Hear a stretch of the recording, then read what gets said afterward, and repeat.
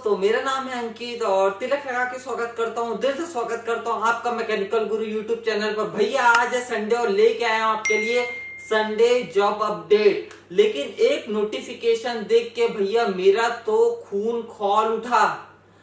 आप बोलेंगे हमारे साथ ऐसा नहीं हो सकता, हमारे स्टेट में ऐसा नहीं हो सकता, हमारे साथ एक्सीडेंट वगैरह नहीं हो सकता, लेकिन फ्यूचर दिखने लगा है एकदम क्लियर। हर एक चीज के बारे में बात करते हैं। संडे जॉब अपडेट है तो बस आप आखिरी तक बने रहिएगा मेरे साथ। मेरा नाम है अंकित, आप देख रहे हैं मैकेनिकल गुरु। चलिए करते हैं इस वीडियो को शुरू।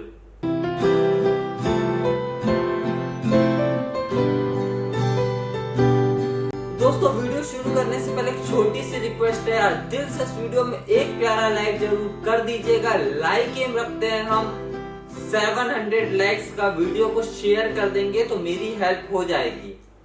नोटिफिकेशन आया हुआ है, कुछ बहुत बुरा हुआ है किसी के साथ। आप यह भी बोल सकते हैं कि हमारे स्टेट में ऐसा नहीं हो सकता। आप कमेंट सेक्शन में कुछ भी लिख सकते हैं। आप यह भी लिख सकते हैं बहुत अच्छा हुआ इन लोगों के साथ, और भैया जो मन करे आप वो बोलिएगा। लेकिन मेरे को तो भाई अच्छा नहीं लगा यह नोटिफिकेशन देख के। नोटिफिकेशन अभी आप स्क्रीन पर देख सकते हैं, जो कि है हमारी पहली अपडेट हमारी आ रही है government of Bihar road construction department की तरफ से, डेटेड 9/11/2022, 9 नवंबर 2022 को। जो बिहार के गवर्नर है उन्होंने अपनी पावर का इस्तेमाल किया एज पर article 309 of constitution of India. उन्होंने अपने पावर का इस्तेमाल किया और रिक्रूटमेंट रूल्स में असिस्टेंट इंजीनियर की वैकेंसी के लिए जो नोटिफिकेशन निकलते हैं बिहार में या बीपीएससी में, उसके रिक्रूटमेंट रूल्स में कुछ चेंज किए। और यह चेंज भैया बड़े ही भयानक लगे मेरे को तो। और फ्रेशर्स के लिए तो समझ लो, आप बोलेंगे मेरे साथ ऐसा नहीं हो सकता, मेरा एक्सीडेंट नहीं हो सकता, मेरे स्टेट में ऐसा नहीं हो सकता। लेकिन भैया एक बार यह चीज भी समझ लीजिए कि आखिर हो क्या रहा है। शॉर्ट टाइटल में हमें बताया गया है, इन रूल्स को कहा जाएगा Bihar engineering services class 2 recruitment amendment rules 2022, और पूरे बिहार में इसे लागू किया जाएगा। अब ये अमेंडमेंट क्या है या फिर रिक्रूटमेंट रूल जो असिस्टेंट इंजीनियर की वैकेंसी के लिए है, उसमें क्या फेर बदल किए गए हैं, फ्रेशर्स को कैसे भगाया जा रहा है, फ्रेशर्स को कैसे निपटाया जा रहा है, वह बताता हूं मैं अब आपको। आगे देखिए, amendment in rule 8 of Bihar engineering services class 2 recruitment rules 2019 का जो रूल था उसमें कुछ चेंज किया गया है। अब वो 2022 का रूल हो जाएगा ये चेंज के बाद। अब यह रूल 8/5 क्या बोलता है, अब देखिए, जो अपॉइंटमेंट होगा for the post of assistant engineer civil mechanical electrical in the basic category of assistant engineer civil mechanical electrical, वह कमीशन द्वारा कराया जाएगा after calculating the marks obtained in the competitive examination conducted by the commission and the preference of work done on contract basis. यानी कि अब जो बिहार में notification निकलने वाले हैं assistant engineer civil mechanical electrical के लिए, उसमें यह बदलाव किया गया कि कॉम्पिटिटिव एग्जाम तो होगा, फ्रेशर्स अप्लाई कर पाएंगे, लेकिन जो लोग पहले से काम कर रहे हैं as assistant engineer civil mechanical electrical contract basis पर, उनको अपर एज लिमिट में भी छूट दी जाएगी। इसके अलावा बहुत कुछ लिखा है, मैं आपको बताता हूँ। आप ये मत समझना कि ये आपके स्टेट में नहीं हो सकता, ये आपके स्टेट में भी हो सकता है। पावर है गवर्नर के पास इतनी। The work experience of all government, non-private, central government, panchayat, municipal bodies, offices, institutions under state of Bihar shall be valid for preference of work done on contract basis. Candidates having experience of working on the post of assistant engineer, civil, mechanical, electrical on contract basis who fulfill essential qualification for the recruitment shall be given preference in selection by giving additional marks according to sub rule 2 of this rule. यानी कि exam होगा assistant engineer का, civil, mechanical, electrical apply कर पाएंगे, freshers apply कर पाएंगे, साथ साथ में जिनके पास एक्सपीरियंस है असिस्टेंट इंजीनियर के रूप में काम करने का सिविल, मैकेनिकल, इलेक्ट्रिकल में, उनको प्रेफरेंस दिया जाएगा और उनके लिए एक्स्ट्रा मार्क्स दिए जाएंगे। वो भी मैं बताता हूँ क्या गड़बड़ हो रही है, किस तरीके का घोटाला हो रहा है, कैसे एक बंदा 350 नंबर ला के भी असिस्टेंट इंजीनियर नहीं बन सकता और कैसे एक एक्सपीरियंस्ड बंदा 200 नंबर ला के भी असिस्टेंट इंजीनियर बन सकता है, वह भी मैं बताता हूँ। आगे देखते जाइए बस आप। The merit list of the candidates shall be prepared on the following basis.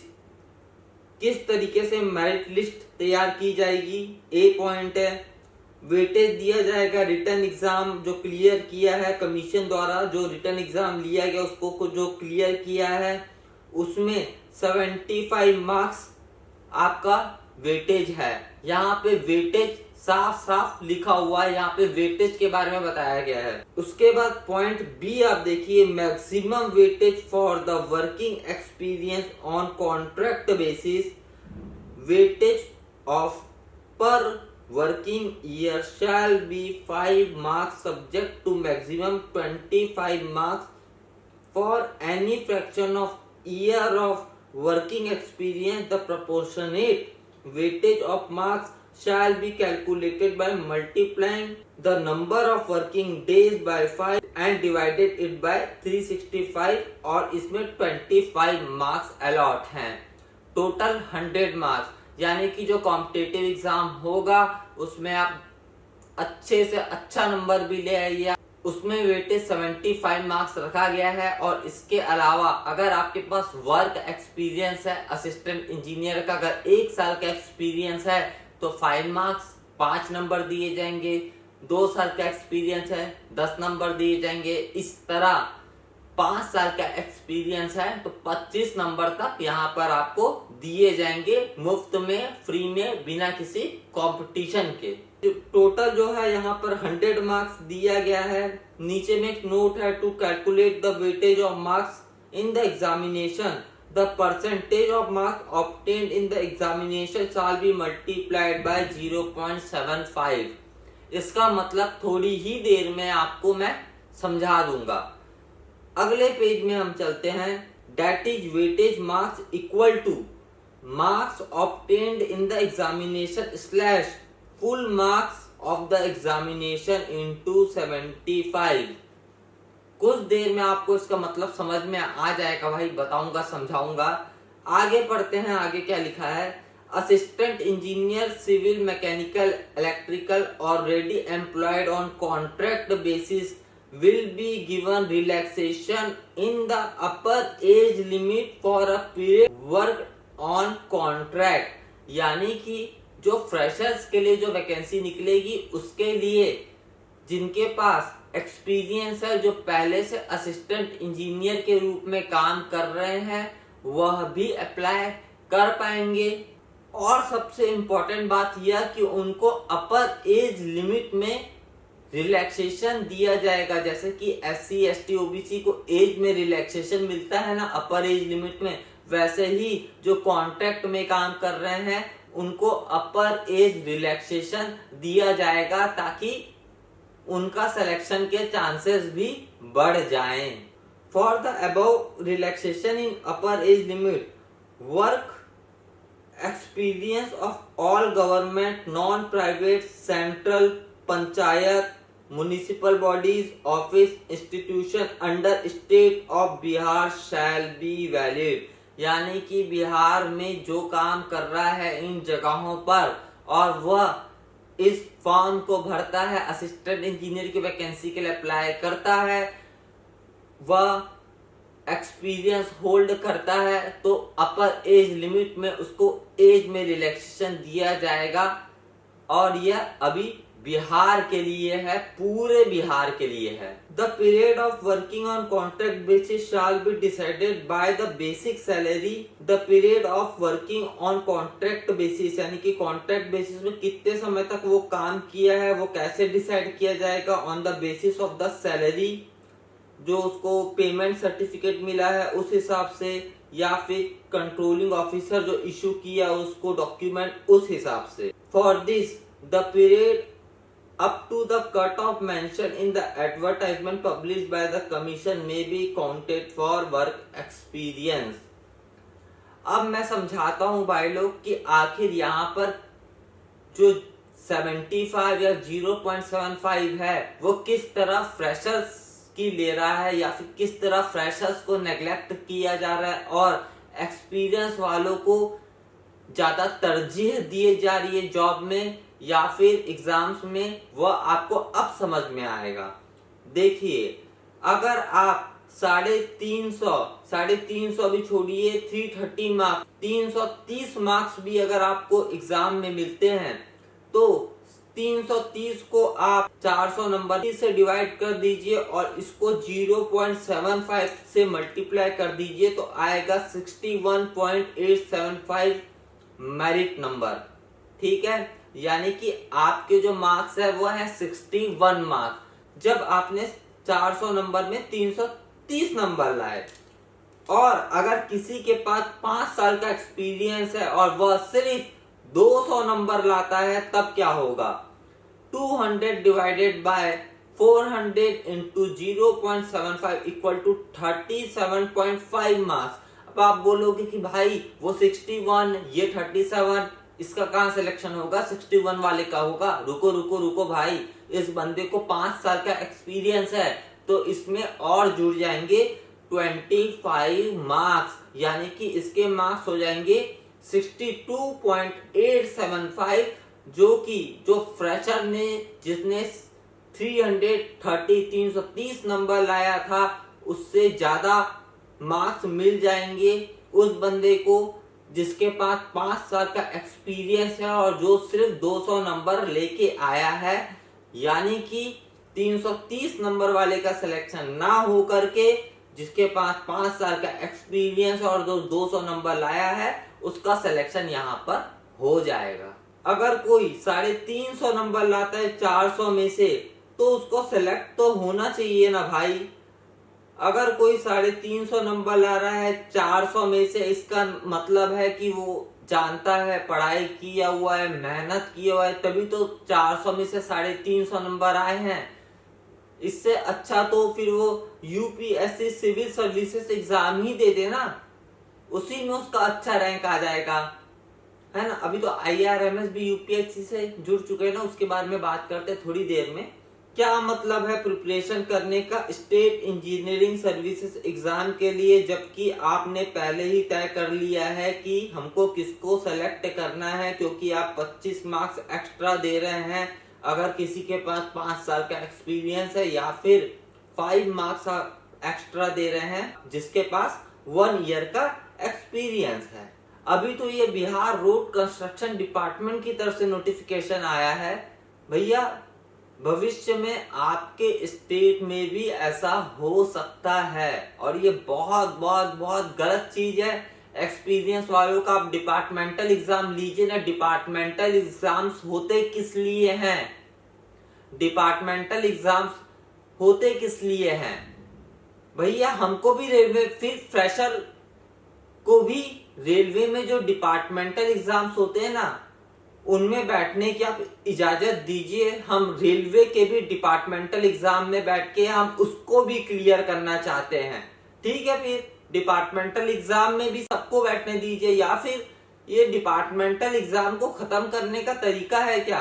क्या सोचते हैं आप इस बारे में? जरूर बताइएगा मुझे नीचे कमेंट्स में। अगली अपडेट के बारे में बात करते हैं। बेचारा बिहार का बंदा 400 में से 350 330 नंबर भी लाएगा तो भी उसका सिलेक्शन होना मुश्किल हो जाएगा अगर किसी के पास 5 साल का एक्सपीरियंस है तो। लेकिन भैया वह तैयारी कर सकता है यूपीएससी सिविल सर्विसेज एग्जाम के लिए। और अगली अपडेट यूपीएससी की तरफ से ही आ रही है, या फिर मैं बोलूं मिनिस्ट्री ऑफ रेलवे की तरफ से आ रही है, या फिर मैं बोलूं आईआरएमएस यानी कि इंडियन रेलवे मैनेजमेंट सर्विसेज की तरफ से आ रही है, जिसका official notification press information bureau ने जारी किया है, जो अभी आप स्क्रीन पर देख सकते हैं। Recruitment to IRMS to be done through a specially designed examination, IRMS examination. कुछ स्पेशल इन लोग डिजाइन किए हैं, लेकिन कुछ स्पेशल डिजाइन नहीं है भाई, सब वही है, सब वही है। पहले ही बता दिए थे सिविल सर्विसेज के थ्रू होगा, बस ये एक और नोटिफिकेशन जारी किया गया है हम लोग को। मतलब चुनाव आ रहा है ना भाई, सब समझ में आता है, हम लोग बेवकूफ नहीं है, हम लोग बेवकूफ नहीं है। क्या क्या स्पेशल किए हैं बता रहा हूँ, देखिए देखिए क्या क्या स्पेशल हुआ है आपके लिए यहाँ पे। Examination will be conducted by UPSC from the year 2023 onward. 2023 से आईआरएमएस का एग्जाम यूपीएससी सिविल सर्विसेज के थ्रू होगा, सबसे पहली लाइन यही लिखी हुई है। और आईआरएमएसई मतलब Indian railway management services of engineer में 150 वैकेंसी है, जिनको फुलफिल करेगा यूपीएससी, यानी कि 150 वैकेंसी है आईआरएमएस में।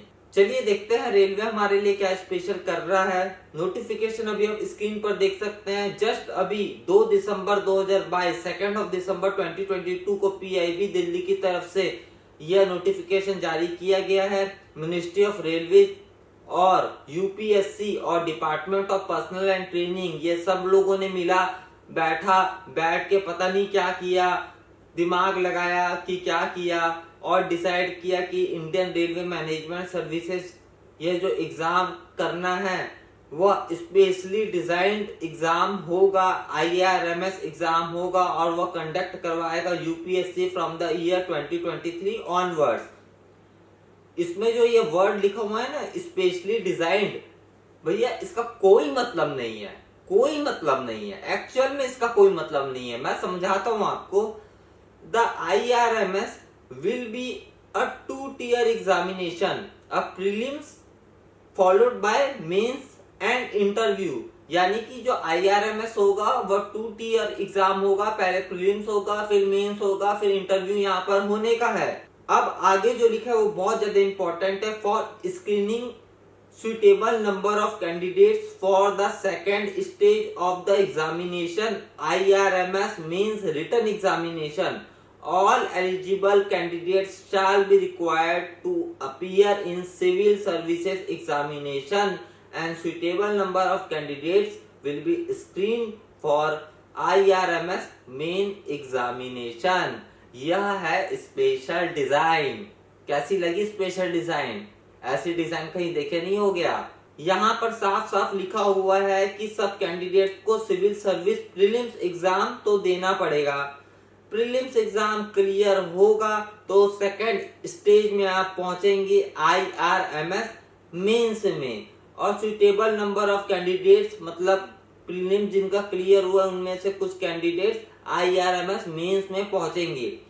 जो कैंडिडेट आईआरएमएस मेन में पहुंचेगा यानी कि मेंस में पहुंचेगा, उसके पास 4 पेपर सेलेक्ट करने का मौका दिया जाएगा, और यह कन्वेंशनल ऐसे टाइप होने वाला है। IRMS mains examination will consist of 4 paper of conventional essay type in subject set out below. Qualifying paper A, आपको एक इंडियन लैंग्वेज चुनना पड़ेगा। बहुत सारी लैंग्वेज की लिस्ट दी जाएगी आपको, उनमें से कोई लैंग्वेज चुनना पड़ेगा, और भैया उसमें 300 मार्क 300 नंबर अलॉट किए गए हैं। और उसके बाद होने का है पेपर बी होगा अंग्रेजी का यानी कि इंग्लिश का, इसमें भी 300 नंबर अलॉट 300 मार्क्स अलॉट किए गए हैं।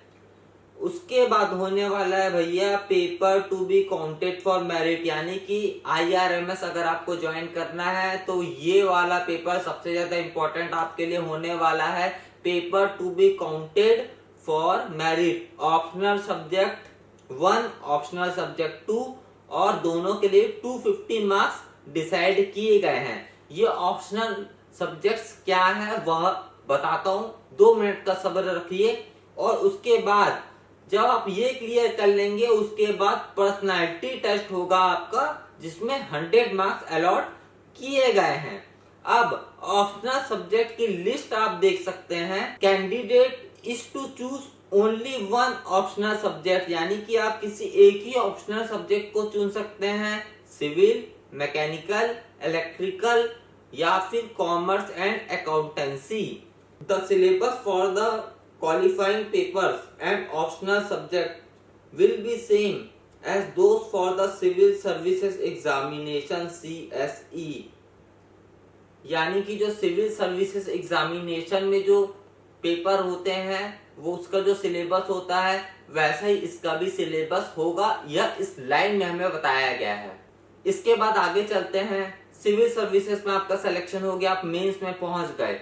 जब आप मेंस में भैया पहुंच जाएंगे तो जो कॉमन कैंडिडेट्स होगा, जो मेन में पहुंचेगा IRMS मेन में या फिर सिविल सर्विसेज मेंस में, उसको कोई ऑप्शनल सब्जेक्ट चुनना पड़ेगा दोनों एग्जामिनेशन के लिए, या फिर वह सेपरेट ऑप्शनल सब्जेक्ट चुन सकता है, एक CSE मेंस के लिए और एक Indian railway management services of engineers mains के लिए।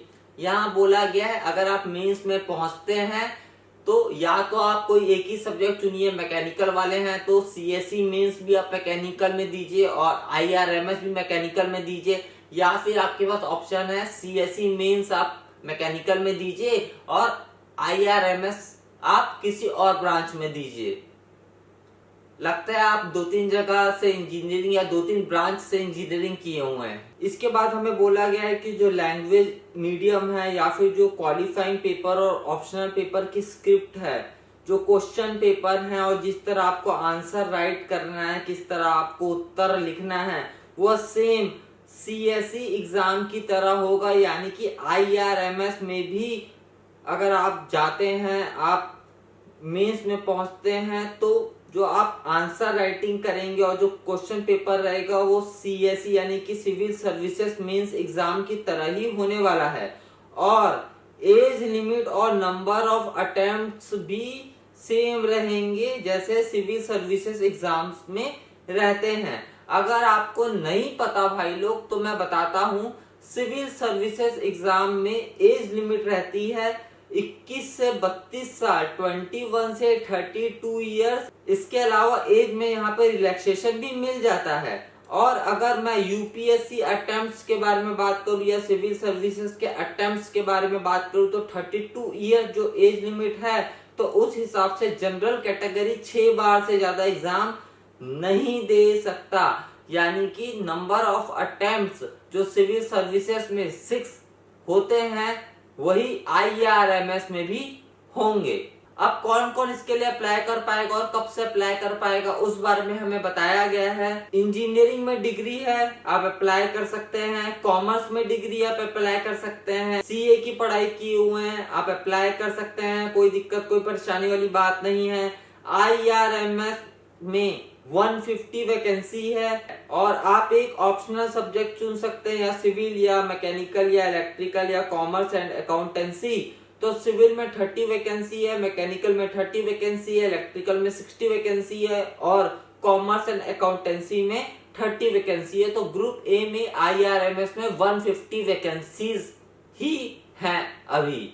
यह सब होने के बाद रिजल्ट डिक्लेयर होगा। किस तरह रिजल्ट डिक्लेयर होगा वह भी आप देख लीजिए भैया। UPSC डिक्लेयर करेगा रिजल्ट, फाइनल रिजल्ट, जिन लोग का सिलेक्शन होगा from the 4 discipline in order of merit. यानी कि जो चारों डिसिप्लिन सिविल, मैकेनिकल, इलेक्ट्रिकल, ये जो डिसिप्लिन दी गई है ना, इनमें जो मेरिट में आएंगे उनका सिलेक्शन होगा। इसके बाद लिखा हुआ है since the proposed examination scheme, यानी कि जो स्कीम प्रपोज्ड की गई है उसके अनुसार सिविल सर्विसेज एग्जामिनेशन से स्क्रीनिंग होगी लड़के लोगों की। यानी कि सिविल सर्विसेज प्रीलिम्स से लोग जाएंगे IRMS मेन का एग्जाम देने के लिए और उसके बाद क्वालिफाइंग लैंग्वेज पेपर होगा, उसके बाद ऑप्शनल सब्जेक्ट चुनना पड़ेगा सिविल सर्विसेज के लिए या फिर IRMS के लिए या फिर दोनों के लिए। जो प्रीलिम्स होगा और जो मेन रिटर्न पार्ट होगा दोनों एग्जामिनेशन का वह एक साथ होगा, यानी कि दोनों एग्जामिनेशन का जो प्रीलिम्स होगा और मेंस होगा वह एक साथ होगा। और IRMS की जो वैकेंसी निकलेगी वो CSE के थ्रू ही निकलेगी, यानी कि CSE के नोटिफिकेशन में ही IRMS का नोटिफिकेशन होने वाला है। अब कब निकलेगी सिविल सर्विस की वैकेंसी और कब होगा इसका एग्जाम, इसके बारे में थोड़ी डिटेल्स हमें बताई गई हैं। एज पर एनुअल प्रोग्राम, जैसे कि हर साल होता है भैया, UPSC हर साल एग्जाम कंडक्ट करवाता है सिविल सर्विसेज का, तो 2023 में भी सिविल सर्विसेज का एग्जाम कंडक्ट कराएगा, हमें नोटिफिकेशन देगा। और 1/2/2023 हो सकता है, ये टेंटेटिव है, पक्का नहीं है।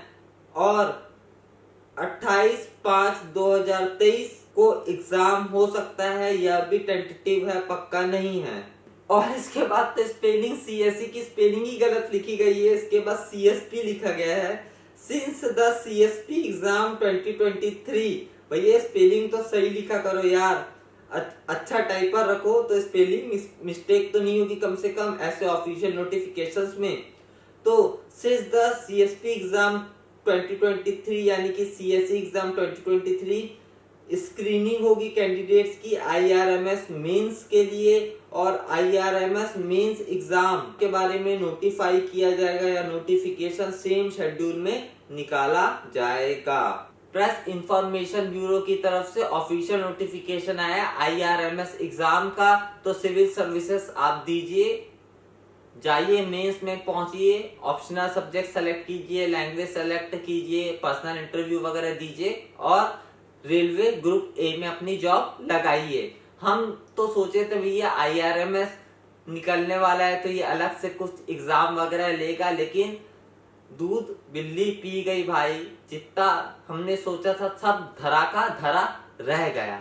तो दोस्तों यही थी कुछ चीजें, यही थी कुछ बातें जो इस वीडियो में मैं आपको बताना चाहता था। मुझे उम्मीद है आपको ये भाई लोग ये वीडियो पसंद आया होगा। पसंद आए लाइक जरूर करना भाई, वीडियो को शेयर कर देना अपने दोस्तों के साथ यार, मेरी बहुत बहुत बहुत बहुत बहुत ज्यादा हेल्प हो जाएगी। मैकेनिकल गुरु यूट्यूब चैनल को अभी तक आपने सब्सक्राइब नहीं किया, बेल आइकन को प्रेस नहीं किया है, प्लीज प्लीज कर दीजिए, क्योंकि मैं आपके लिए रोज लेटेस्ट अपडेट लेके आता रहता हूँ। बहुत जल्दी हम लोग मिलेंगे भाई लोग। जय जवान जय किसान, और आप लोग के लिए हमेशा मैं आवाज उठाता रहूंगा।